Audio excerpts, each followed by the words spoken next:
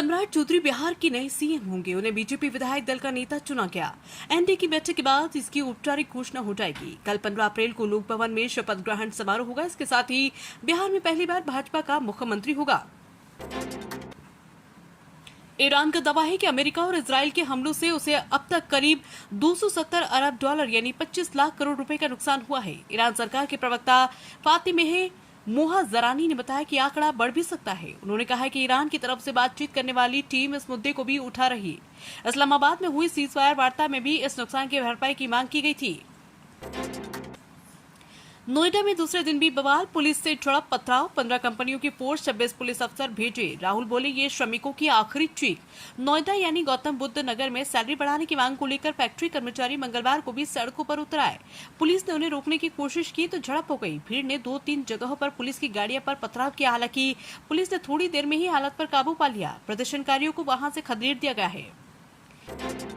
देश के उत्तर मध्य और पश्चिमी राज्यों में तापमान बढ़ने लगा। गुजरात, राजस्थान, मध्य प्रदेश, उत्तर प्रदेश, छत्तीसगढ़, आंध्र प्रदेश में पारा 40 डिग्री सेल्सियस के पार पहुंच गया है।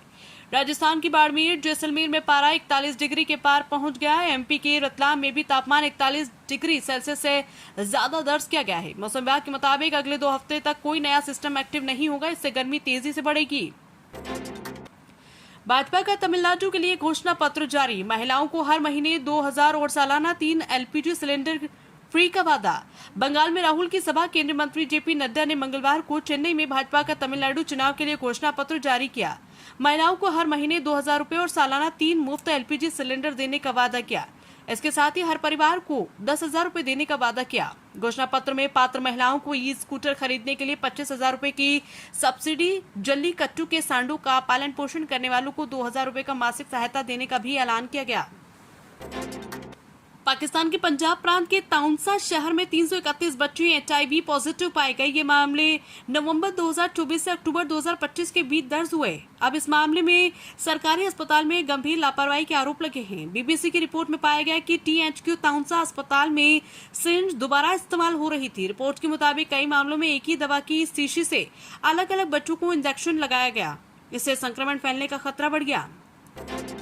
यूपी में अंबेडकर जयंती मनाई जा रही है। लखनऊ में सपा मुखिया अखिलेश यादव ने अंबेडकर की प्रतिमा पर फूल चढ़ाए। इस दौरान अखिलेश के गले में पड़े नीले गमछे ने सभी का ध्यान खींचा। इसके बाद अखिलेश बैसाखी मनाने सदर स्थित गुरुद्वारा गए। रास्ते अंबेडकर जयंती को लेकर भंडारा चल रहा था। अखिलेश ने अपनी गाड़ी रुकवाकर भंडारे में पूरी सब्जी और छोले चावल खाया। अमेरिका इजराइल की ईरान से चल रही जंग के बीच आज सोने चांदी की कीमतों में गिरावट है। India Boolean and jeweller association IBJ के मुताबिक 1 किलो चांदी 2,953 रुपए घटकर 2,37,000 पर आ गई है, जो 10 अप्रैल को 2,40,000 रुपए पर थी। वहीं 10 ग्राम 24 कैरेट सोना 316 रुपए घटकर 1,50,011 रुपए पर आ गए। इससे पहले शुक्रवार को ये 1,50,327 रुपए पर था। अमेरिका ईरान जंग के कारण सोना 45 दिन में 9,086 और चांदी 29,719 रुपए सस्ती हुई है। भोपाल गैस कांड का कचरा जलाने वाली कंपनी में 3 धमाके। पीथमपुर में 1 किलोमीटर तक आवाज गूंजी। ठठिये ऐसे घरों का सामान गिरने लगा। पीथमपुर औद्योगिक क्षेत्र के सेक्टर 2 में राम की अनवायरो कंपनी में मंगलवार को 3 धमाके हुए। धमाके की गूंज लगभग 1 किलोमीटर दूर तक सुनाई दी, जिससे आसपास के ग्रामीण इलाकों में दहशत फैल गई। हरियाणा के हिसार में देर रात शराब पीकर हंगामा करने और बीच सड़क पर अपनी कार खड़ी कर जाम लगाने वाली राजस्थान की लेडी ऑफिसर के खिलाफ FIR दर्ज कर ली गई है। आरोपी की महिला ने कैंप चौक के पास करीब 20 मिनट तक ट्रैफिक जाम रखा। राहगीरों को भद्दी गालियां दी। यहां तक कि जो भी लोगों से समझाने की कोशिश करते तो उन्हें सरकारी अधिकारी होने का रौब दिखाती। चिल्लाते हुए कहा, मैं सरकारी अधिकारी हूं और किसी के बाप से नहीं डरती। साफ कह दिया कि वो गाड़ी नहीं हटाएगी चाहे मंत्री भी आ जाए।